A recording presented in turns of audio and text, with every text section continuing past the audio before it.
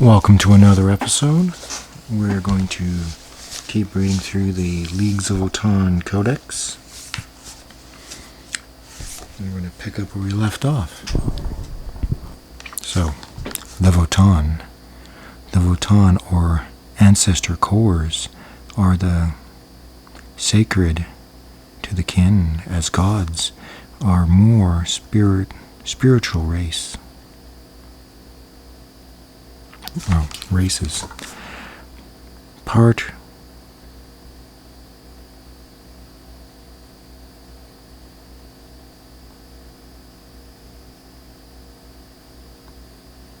oracular, fonts of wisdom, part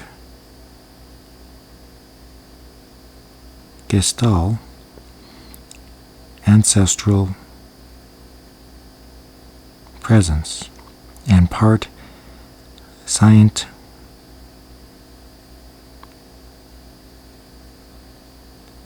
part sentient super congregators. The Votann are the Foic for a secular cult of veneration, which is as close as the kin come to religious beliefs.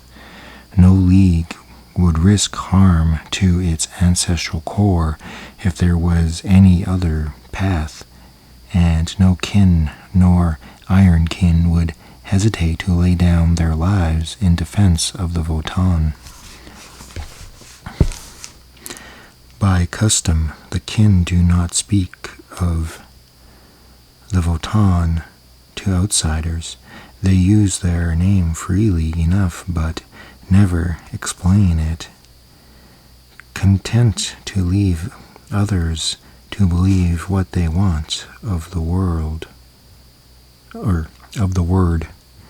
The Votann believe to the kin, just as the kin believe to the Votann, and no other people have any place in the relationship. In part, this is because superstitious non-kin would be a part to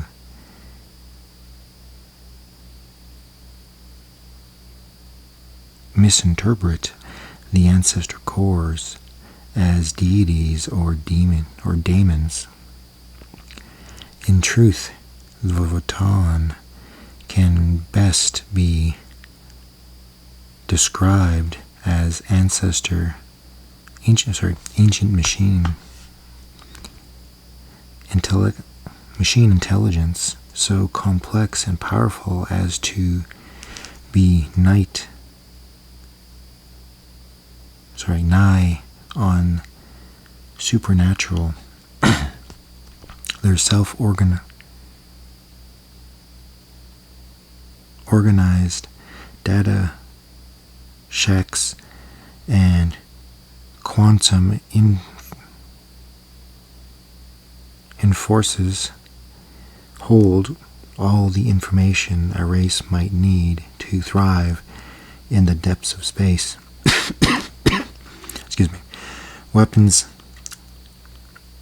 specifications, standard template constructs, scientific and philosophical learnings, general logical data, military and survival theories, and strategy. They are just part of the wealth or of lore buried within the machine mind of the Votann. So bright do their artificial intelligence shine that kin void fathers are even able to use them as localized beacons within the warp. Herein lies the other reason the kin do not speak of the Votann to outsiders. in a dark and ignorant age, few treasures are as precise or dangerous as knowledge. Sadly for the kin, the wisdom of ancestor cores have become even harder to access as the millennia have passed. Whoever created these incredible machine minds, it seems unlikely that they were even meant to continue independent operations for as long as they have, nor perhaps were they equipped to wrestle with intellectual and moral dilemmas or galactic truth. They have been faced with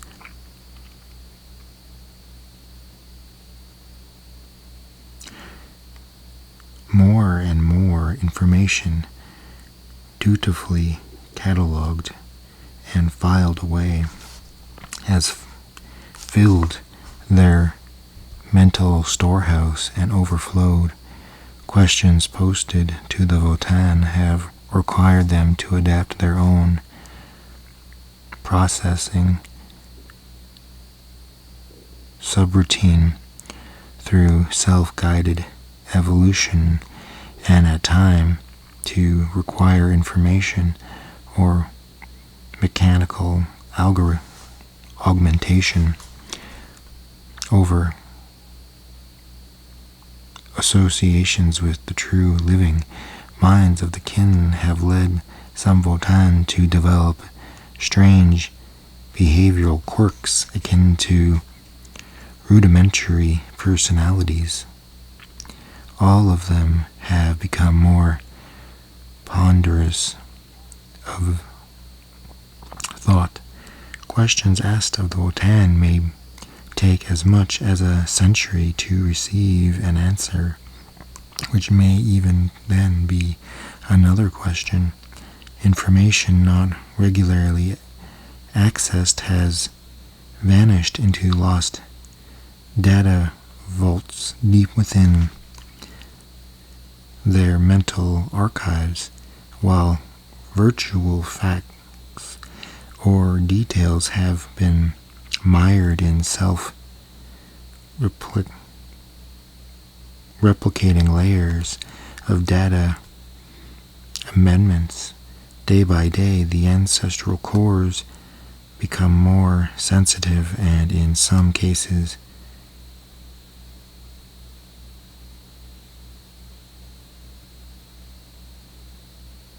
mercurial.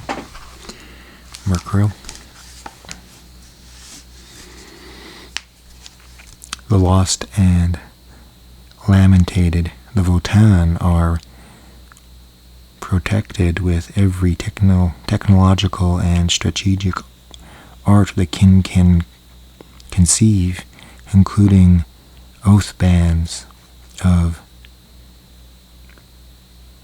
Einhar, Hearthguard, and war engines who stand guard over each ancestral core. Some are buried deep in fortified vaults or encased behind layers of forced fields at the heart of impregnable strongholds.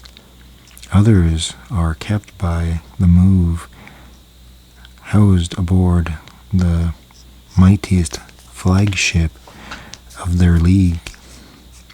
For all this, the Votann have fallen to the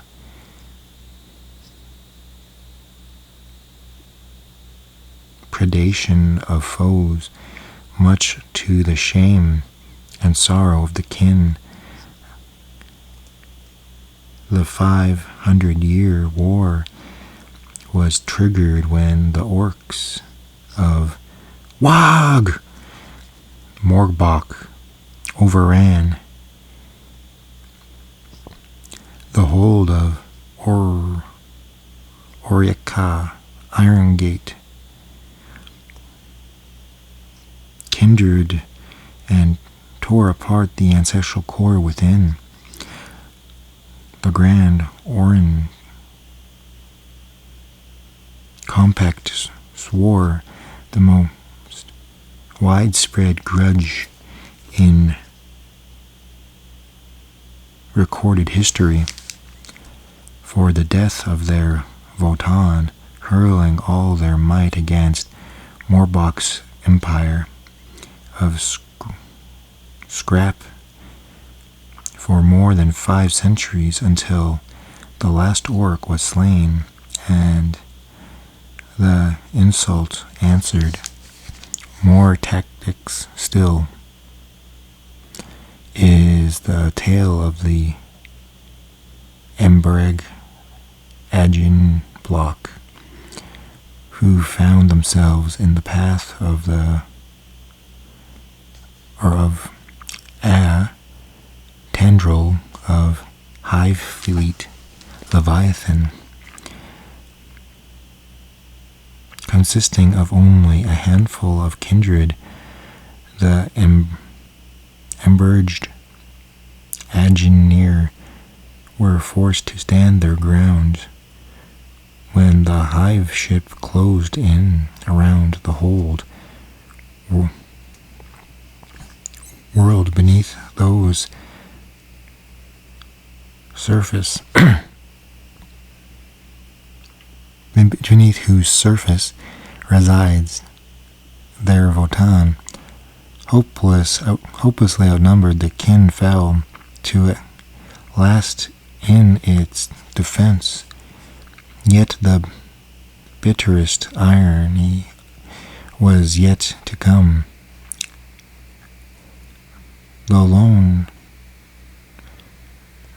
The Tyrannid ignored the Votann entirely, leaving it buried alone in its pit upon a dead world. The accumulated pain and dissolution of those who had fought, died, and been returned to the ancestors to keep their bodies from the hungry maws of the sworn, followed into the machine mind of Votann and drove it insane. The sorrowful tales of the mad core is still told amongst the leagues, and all known not to sail by the wavering beacons of its tortured mind.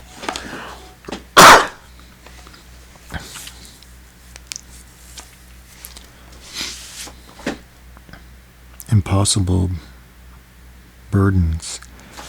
Ironically, the cultural practices of the kin may actually have contributed, however unwillingly, to the ancestral core's decline.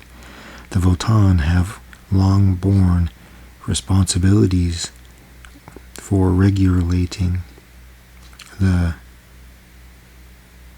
genomic data required to breathe each new generation of kin. Even as the race has grown exponentially, perhaps more demanding of all, they have also accepted into themselves the accumulated and often duplicated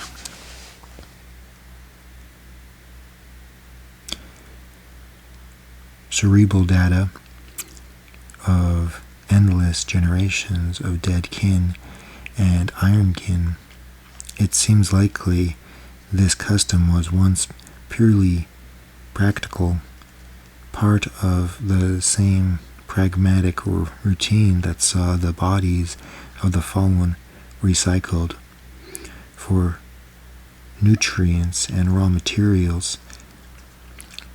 In more recent millennia, however, it has taken on an element of ritual that has seen mountainous drifts of information drawn. Even the hyper technological mind cores of the Votann.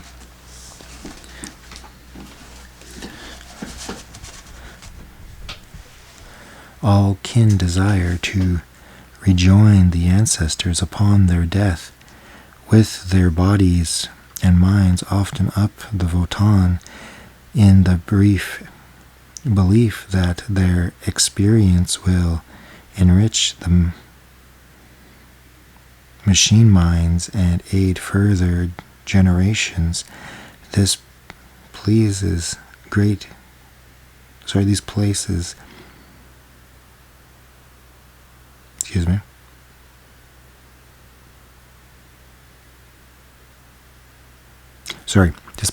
great pressure on individual kin to live up to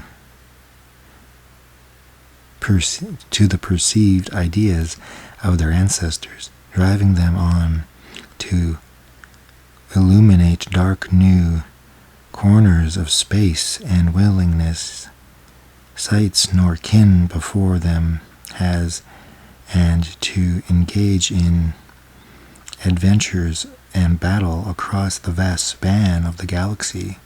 It is a major motivator in Oathband setting out to fight as soldiers of foreign in the wars of other races.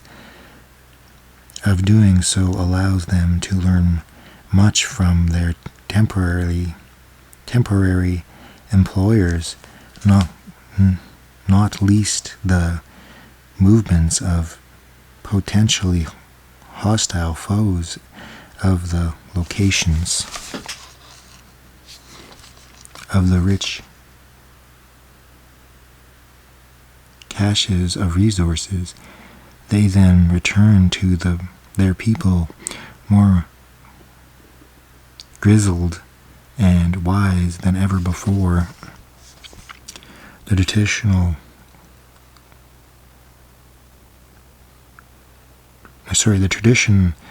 of returning to the ancestor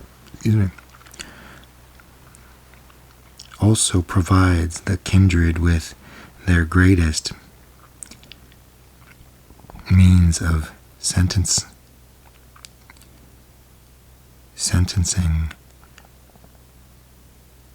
transgressors. It is viewed as a waste of resources to increase those kin so abhorrent that they would commit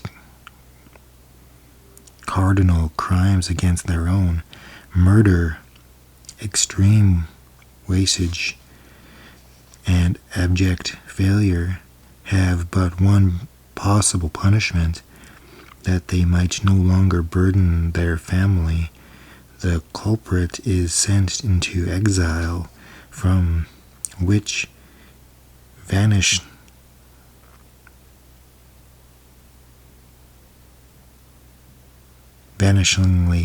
few ever return. At the same time, their name is told to be Votann, so that the ancestors know who has fallen or has failed them, and can forbid the trespasser entrance into another kindred or league. To the kin, the true honor of this sentence is neither death nor loneliness, but rather that they will never be permitted to return to the ancestors. Their entire life and all their experiences are thus returned or rendered meaningless. The kin say of this fate that it would be better never to have drawn breath. The thought of exile is one of the very few that inspire true dread amongst them, and its threat does more to say that the hand of lawbreakers than would any among the corporal punishment of fire and brimstone dogma. The interface.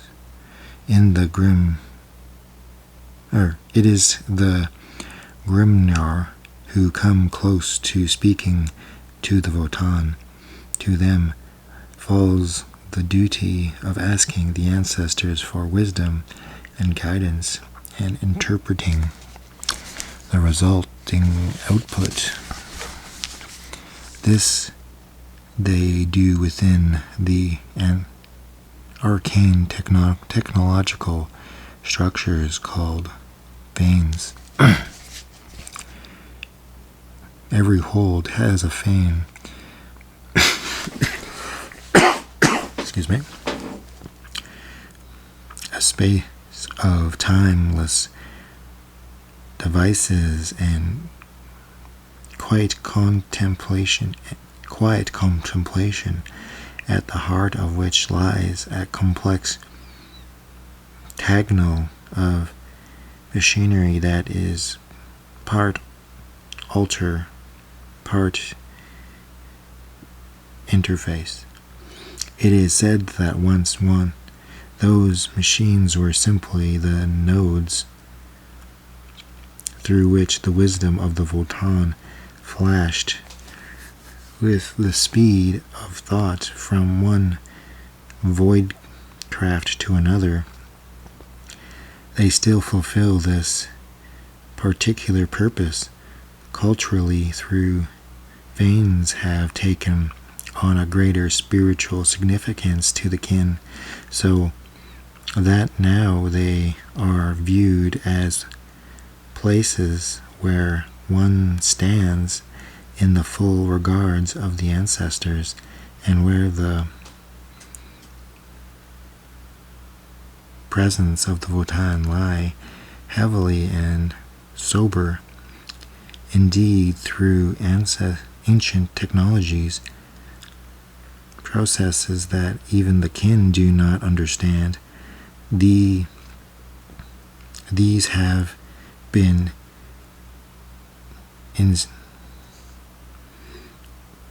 in instances recorded of veins miraculously developing artificial intelligence in their own right and joining the ranks of the Votann themselves. Those occurrences of miraculous self-awareness are cause for great honor and celebration amongst the kin in whose hold they occur. By comparison, though, more than one Votann has denigrated in recent centuries until they have become little more than fanes themselves. To withstand such decline is terrible tragedy to the kin. Alliances such as the Capellan League or the Disintegrator Balor Atala conglomerate endures long years of mourning after their ancestral cores suffered this fate.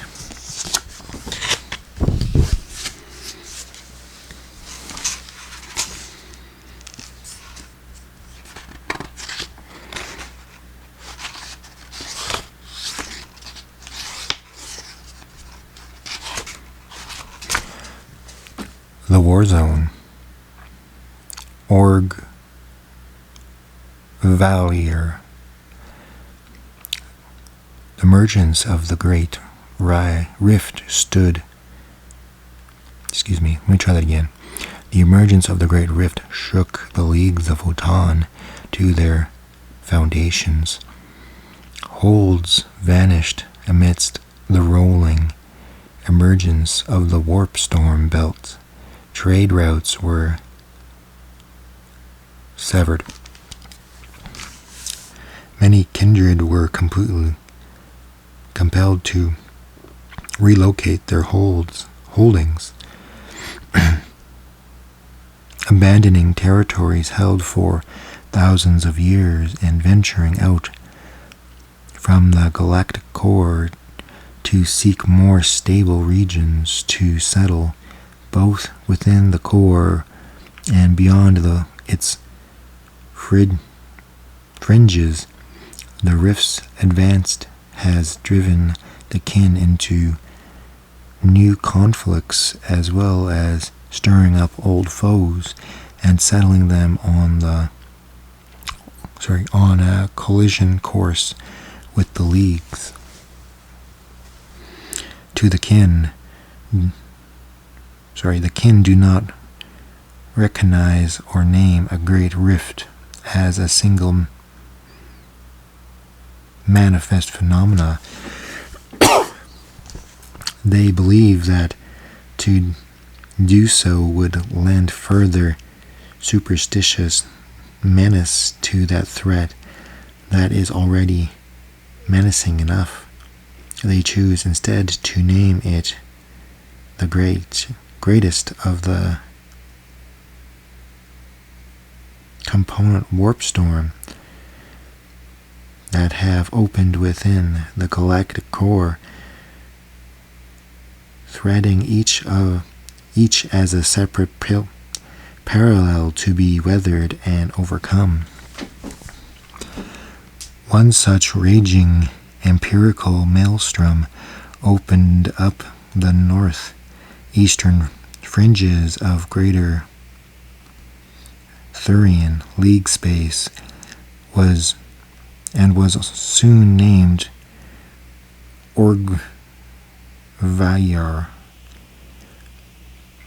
roughly translating to High Gothic as the ogre. The Void Striker kindred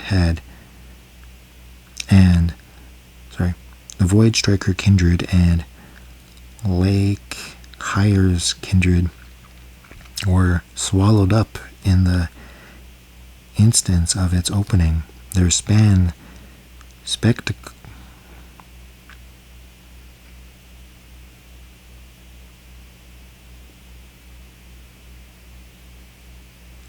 Their spectral arrays gave some small forewarning and some range.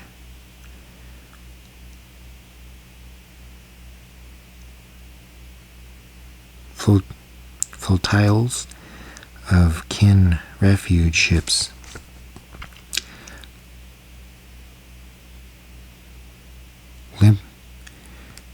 limped from the fridges of the Orgvayner.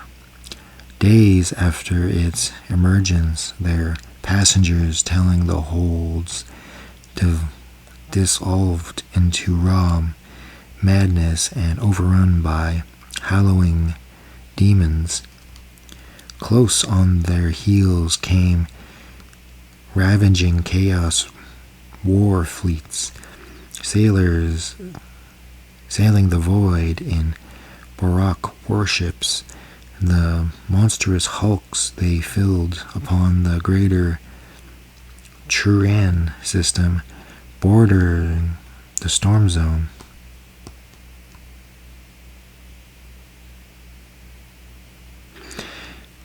As more chaos warships powered out of Orgvayner, by the day it became clear to the great Thurian League that the terrible new threat had become unleashed upon their holds.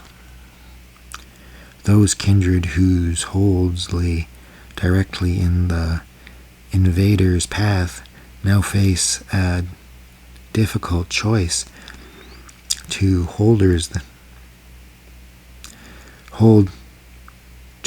their grounds against the onslaught, or to fall back in the face of growing enemy strength.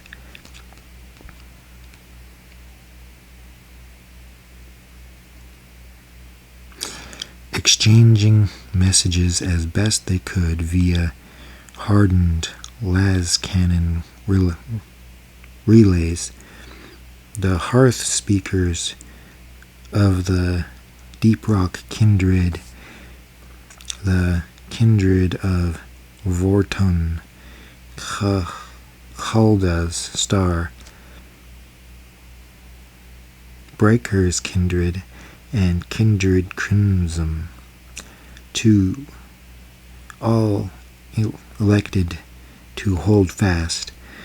The grimoires interface in their veins with the greater Thurian Votann, asked that it communicates their pillage to the wider league and become its advice, or begging its advice, Swift merchant crafts and short ships plunged into the warp, barreling the same message to neighboring kindreds. Those facing the invasion would stand firm until willing of the Votann and the League could be made unknown, or until their defiance was judged too closely to maintain. Meanwhile, the ravening hordes of chaos blazed the trail of havoc towards the hold world that lay in their path. By a stroke of good fortune, Kal Uthar, the Destined, had recently returned to Obest, great hold of his own kindred of Votann. Even the dynamic hero of his people, Uthar, convinced the kindred of Votann, Hearthspeak, that they could not afford to simply mass behind their difference and await their enemies' onslaught. To do so handed all strategic innovation and opportunity to the invaders and would abandon outlying facilities, resources, and personnel to their murderous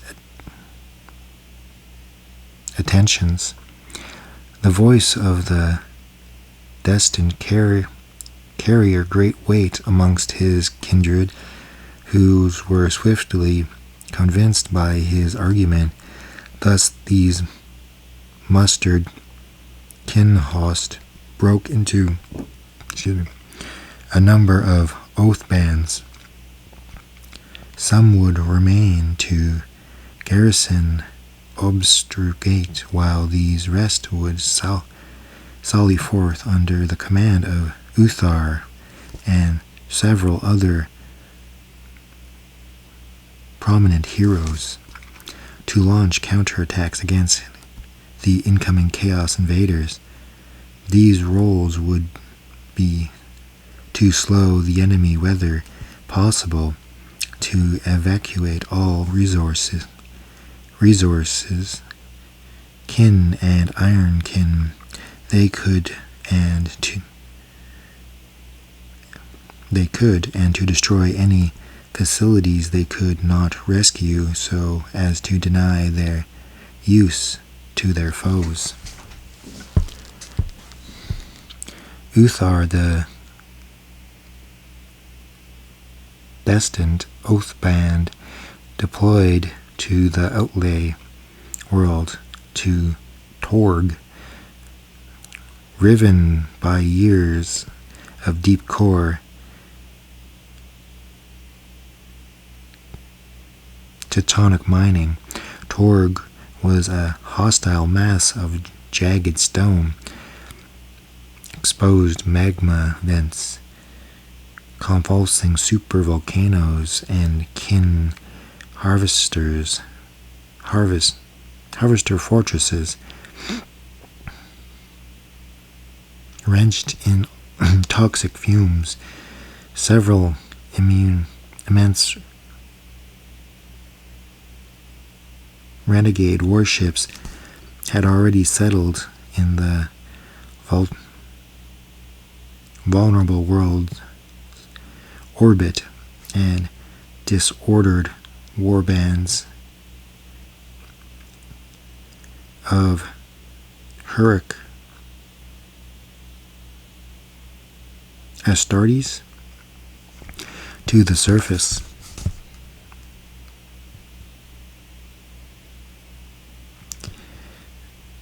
Mutated Chaos Space Marines of the Purge and Forus Corn warships.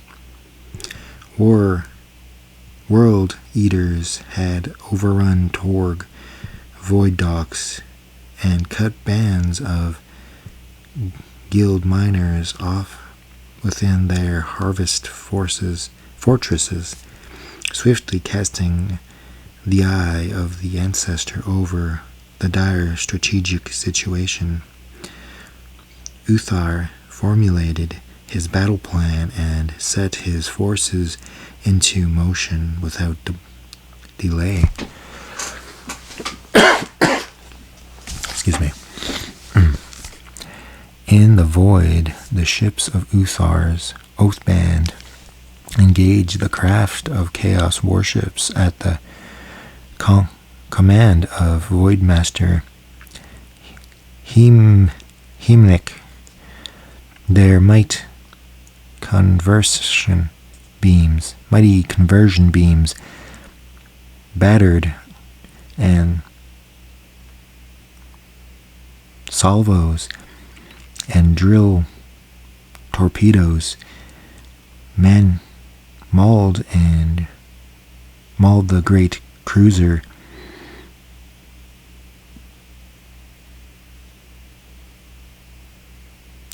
Abomination, and forced the Chaos warships to break off orbital bombardment in order to respond. Himyak coordinated her small but potent fleet with consummating skill, averting each assault by the Chaos warships and heading out for whose punishment then her own ship suffered.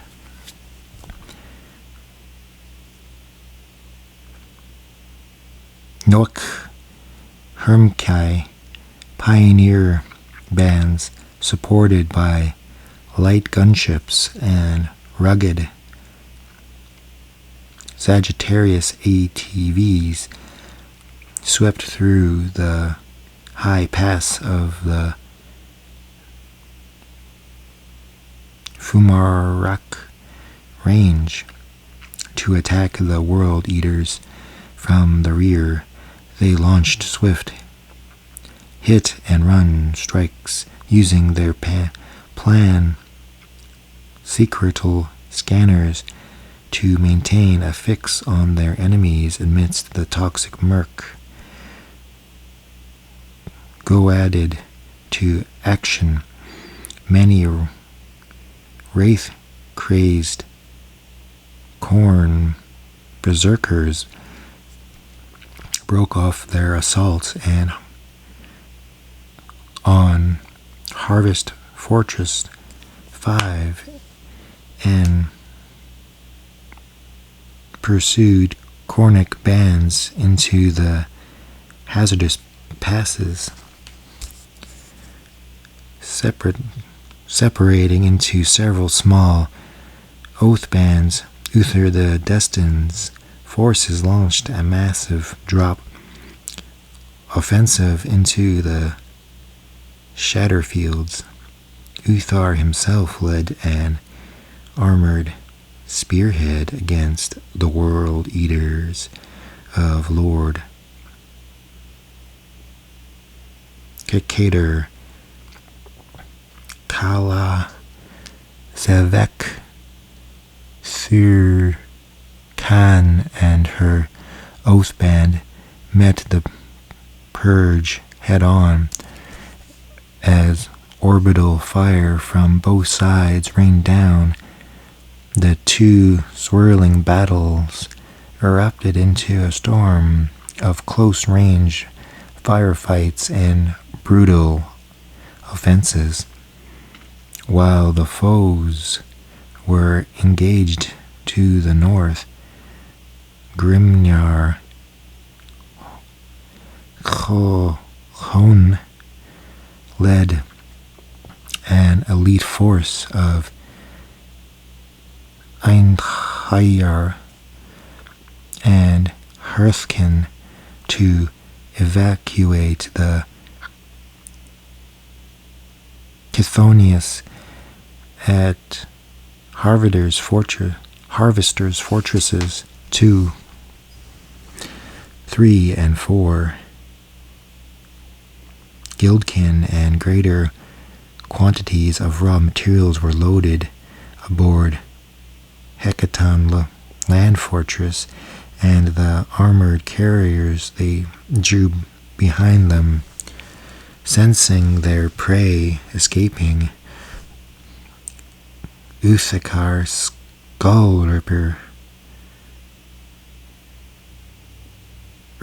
Skullripper led a mass teleport assault of World Eaters, Terminators, that cut the Grimnar and her bodyguards off, even as kin forces were pulling out. Though many Chthonian berserkers returned back to hurl themselves into the fight, the livening ancestors could not be recruited. They surviving Chthonians and many of the Hearthkin have seen formed the grudge band of Cajon. They with be avenged upon Uthtaker Skullripper or Urtek Skullripper, or die trying.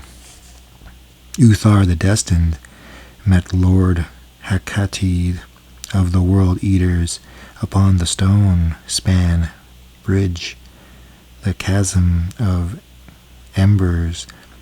The two warlords battled back and forth amongst the crumbling expanses as their warriors fought and died around them, and pillars of volcanic fire blasted up from below. Wounded from unbowed, Uthar at a last wrong-footed his foe, taking the World Eater's right leg off with a vicious sweep, and pitching him, still howling with fury, into the flames below. Excuse me. After several hours of rapid armored warfare, and with the vast majority of kin assessed, feared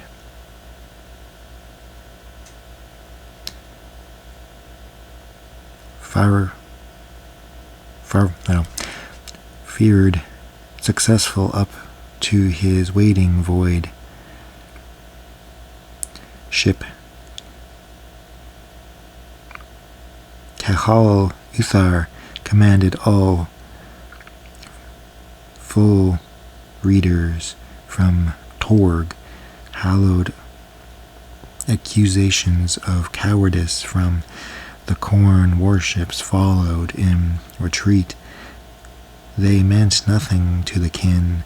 All that was worth extracting from the planet had been recovered, and any remaining assets were deemed not worth the cost in living to salvage.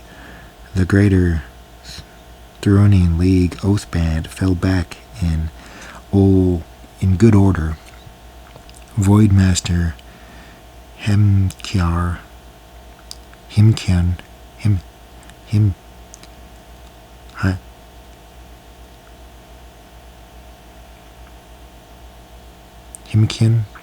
given the enemy flotilla a last devastating volley to scatter their formations before commanding a plunge back into warp space. The tragic death of Grimnark Kona aside, the Torg offensive had proven successful, but the wider's war zone, Orgvanir, was becoming more fraught and violent by the hour. A great battle lay before the great Thurian League, and Uthar the Destined would be needed elsewhere.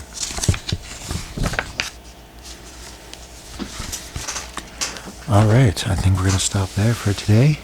Thanks for watching. Thanks for making it into this video.